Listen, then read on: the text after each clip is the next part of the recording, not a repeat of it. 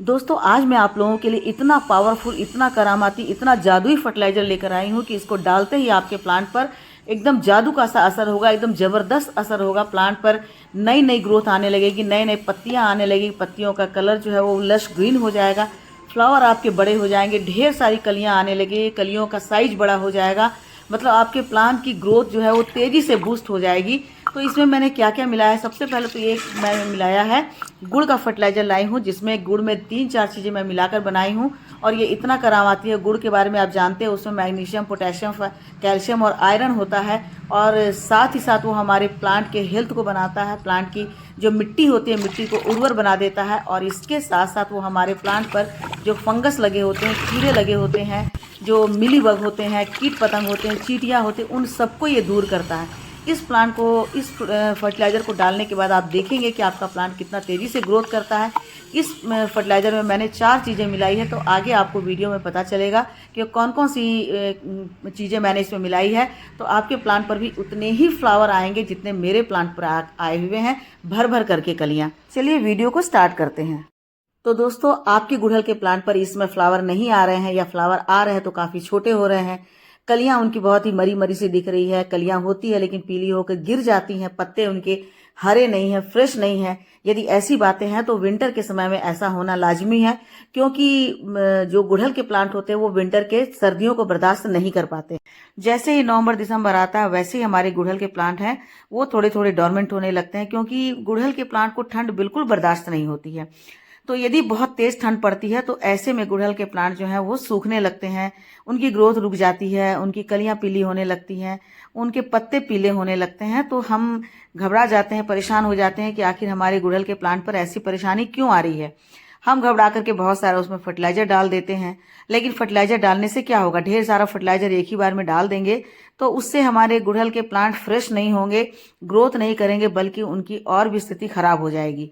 क्योंकि हमें तो सबसे पहले उसका इलाज करना है कि आखिर उनमें फ्लावर क्यों नहीं आ रहे हैं, उनकी कलियां क्यों नहीं बन रही है, या कलियां बन रही है, कलियां छोटी रह रही है, या उनके पत्ते मरे मरे से हैं। तो पहले हमें उसका इलाज करना होगा और तब जाकर हम उसमें फर्टिलाइजर डालेंगे, तब हमारे प्लांट ऐसे ही खिले खिले रहेंगे। तो मैं आपको दोस्तों अपना प्लांट दिखला रही हूँ, जैसे कि देख रहे हैं कि एक एक डाली पर कम से कम 10-10 कलियां बनी हुई है और इस एक प्लांट पर इसकी 3 ब्रांच है, 4 ब्रांच, और हर ब्रांच पर उतनी ही कलियां हैं। मैं आपको अपने सारे गुड़हल के प्लांट दिखलाऊंगी। हर गुड़हल के प्लांट पर उसके टिप वाले भाग पर 4-5, मतलब 5 से कम कलियां किसी भी में भी नहीं है। जितने भी मेरे पास गुड़हल के प्लांट है, मतलब मेरे पास मुझे लगता है कि 15-16 गुड़हल के प्लांट है और सब पर इसी तरह से फ्लावरिंग हो रही है, चाहे वो देसी गुड़हल हो चाहे वो हाइब्रिड गुड़हल हो। वैसे तो कहते हैं कि हाइब्रिड गुड़हल का समय होता है विंटर में खिलना, लेकिन विंटर में हम ये सोच करके कि हाइब्रिड ले आए हैं तो खिलेंगे ही खिलेंगे, ऐसी बात नहीं है। क्योंकि मौसम की मार जो है वो सब पर जब पड़ती है तो फ्लावरिंग बंद हो जाती है, फ्लावरिंग कम हो जाती है, प्लांट की ग्रोथ कम हो जाती है। तो ऐसे में हमें गुड़हल की बहुत ज़्यादा केयर करनी पड़ती है। क्या केयर करनी है दोस्तों, वो मैं अभी आप लोगों को अपने वीडियो में दिखलाऊंगी, वो टिप्स दूंगी और साथ ही साथ ये भी बतलाऊंगी कि इस समय आपके गुड़हल पर ढेर सारी फ्लावरिंग के लिए उनके पत्ते बिल्कुल हरे हरे हो जाएं, बिल्कुल फ्रेश हो जाएं, फ्लावर बड़े बड़े हो जाएं, कलियां बड़ी बड़ी आएं और एक एक ब्रांच में ढेर सारी कलियां आए इसी तरह से। तो उसके लिए आपको कौन सा फर्टिलाइजर देना है, कैसे केयर करनी है, तो वीडियो के एंड तक बने रहिएगा और वीडियो अच्छी लगे तो लाइक शेयर कमेंट कीजिएगा। देखिए दोस्तों, मेरे पास तो गुड़हल की बहुत सारी वेराइटी है, बहुत सारे कलर्स हैं और जितने भी मेरे पास जो हाइब्रिड है वो भी और जो देसी है वो भी, उनमें भी लगातार फ्लावरिंग हो रही है। और मैं नए नए भी पौधे लाई हूँ। मेरे पास जो पौधे हैं वो बहुत ज़्यादा उनकी मतलब एज नहीं है, 2 साल हो सकता है, 2 साल, कोई 2.5 साल का है, कोई 2 साल का है, कोई 6 महीने का भी है, क्योंकि हमेशा मैं नए नए गुड़हल खरीदती रहती हूँ। तो सबसे पहला जो है वो गुड़हल को हमें अभी विंटर के समय में हमें उन्हें ठंड से बचाना है। यदि तो आपके पास 2 या 3 गुड़हल है या कम गुड़हल के पौधे हैं, तो यदि आपके पास कोई ऐसी सुविधा है तो रात के समय में आप गुड़हल के प्लांट को कहाँ रख दीजिए, शेड में रख दीजिए। देखिए ये जो मेरा प्लांट है इसके हर डाल पर कली है ना, और ये कलियां कितनी बड़ी बड़ी हो जाती हैं, बड़े होकर के बहुत ज्यादा खिलती हैं। तो इसे मैं हमेशा इसकी जो लोकेशन है वो चेंज करती रहती हूँ। जहां मुझे लगता है धूप, पूरे दिन भर की धूप उन्हें मिलेगी, वहां पर मैं इन सारे गुड़हल के प्लांट को रख देती हूँ। तो इससे क्या होता है कि गुड़हल के प्लांट को प्रॉपर से धूप मिलती है, क्योंकि गुड़हल के प्लांट को खिलने के लिए कम से कम 6 से 8 घंटे की डायरेक्ट सनलाइट चाहिए। तो इसीलिए ठंड के दिनों में नहीं खिलते हैं यदि उन्हें डायरेक्ट सनलाइट नहीं मिलती है। यदि आपके यहाँ बहुत ठंड पड़ रही है, रात में बिल्कुल पाला गिर रहा है, तो और आपके पास ऐसी सुविधा है तो आप गुड़हल के प्लांट को शेड में कर दें, या फिर शेड में नहीं कर सकते हैं तो आप उसके ऊपर पतली सी चादर डाल दें, पतली सी चुन्नी डाल दें, या फिर पतला प्लास्टिक डाल दें ताकि पाले का असर नहीं हो। और सुबह हो करके आप उस चादर को या चुन्नी को उसके ऊपर से हटा दें, तो क्या होगा कि वो ठंड से बच पाएंगे। ठंड से बच पाएंगे तभी उनमें कलियां आएंगी, तभी वो खिलेंगे। तो सबसे पहला टिप्स यही है कि विंटर के समय में आपको अपने गुड़हल के प्लांट को ठंड से बचाना है ना। ठंड से आप बचा लेते हैं तो इसी तरह से बड़े बड़े फ्लावर खिलेंगे, इसी तरह से पत्ते हरे हरे होंगे और बिल्कुल आपके प्लांट की ग्रोथ लगातार होती रहेगी।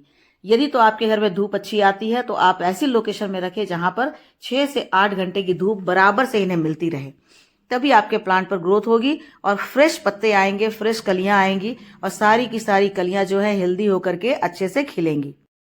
दूसरी बात आती है कि पानी की, कि आप पानी कब कब इसमें पानी से सिंचाई करें। तो पानी से आप तब सिंचाई करें जब आपके प्लांट की मिट्टी जो है वो ड्राई हो जाए, मतलब 1 से 2 इंच की मिट्टी बिल्कुल ड्राई हो जाएगी, तब आप उस पर वाटरिंग करें।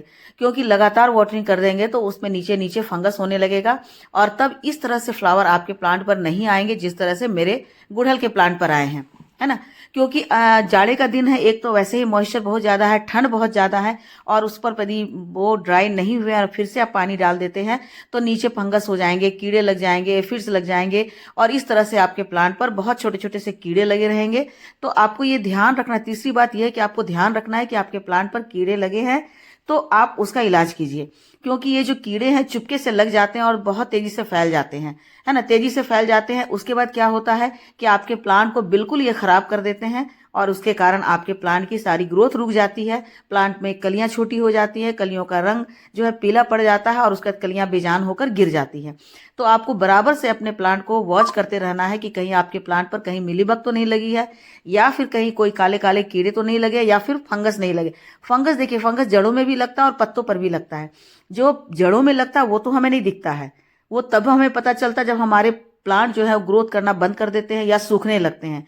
लेकिन जो पत्तों पर फंगस लगता है वो ब्लैक कलर का होता है, ऊपर से आपको लगेगा कि गंदगी पड़ी हुई है, काली काली सी गंदगी पड़ी हुई है, लेकिन वास्तव में वो फंगस होता है। तो यदि आपके प्लांट पर इस तरह से कोई फंगस आ जाए तो आप उसे जरूर रिमूव करें। अभी मैं आपको अपना एक प्लांट दिखलाऊंगी जिस पर ऊपर ऊपर जो है वो फंगस लग गया था, काला काला सा। मैंने उसे रिमूव किया और उसका मैंने इलाज किया है। तो आपको भी मैं दिखलाऊंगी कि किस तरह के वो फंगस होते हैं जिसे हम पहचान नहीं पाते हैं, हम समझते हैं वो गंदगी है। तो ये बात जरूर ध्यान रखिए कि गंदगी ऐसी नहीं होती, धूल जो पड़ी होती है वो तो तुरंत धुल जाती है, लेकिन जो फंगस होती है वो पत्ते पर बिल्कुल चिपट जाती है। तो आप पानी भी डालेंगे तो वो बिल्कुल छूटेगी नहीं, उसके लिए आपको फंगिसाइड डालना जरूरी है। तो आपको ये ध्यान रखना है कि हर 15 दिन पर या 1 महीने पर, या आपको लग रहा है कि ज्यादा उस पर छोटे छोटे से कीड़े लग रहे हैं या फंगस लग रहे हैं, तो आप हर सप्ताह उस पर थोड़ा थोड़ा फंगिसाइड का स्प्रे कीजिए। यदि आपके पास स्प्रे बॉटल है तो स्प्रे बॉटल में 1 चम्मच 1 लीटर पानी में डाल करके और आप उस पर स्प्रे कीजिए।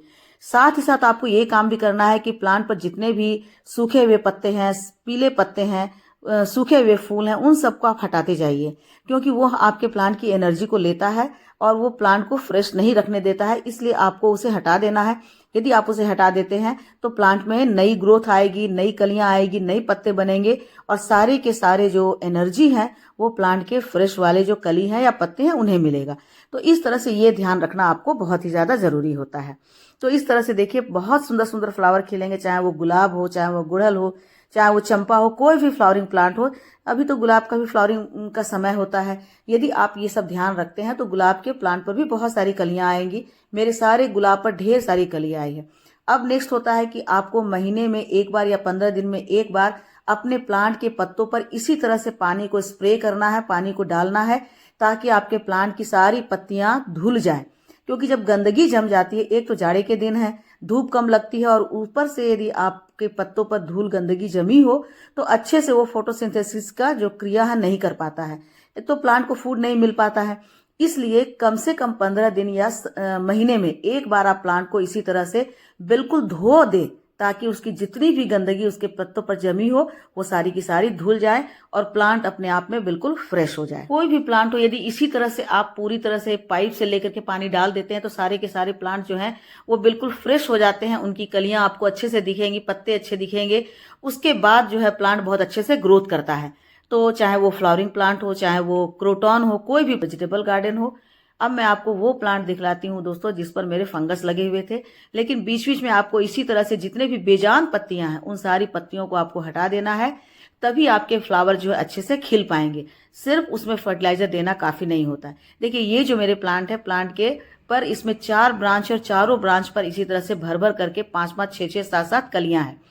ये जो मेरा प्लांट है दोस्तों, इसी पर फंगस लग गया था, जिसके कारण मैंने इसकी कटिंग कर दी थी, क्योंकि इस पर फ्लावरिंग बंद हो गई थी, बिल्कुल ही बंद हो गई थी और उस पर पूरे प्लांट की पत्तियों पर काले काले से फंगस लग गए थे।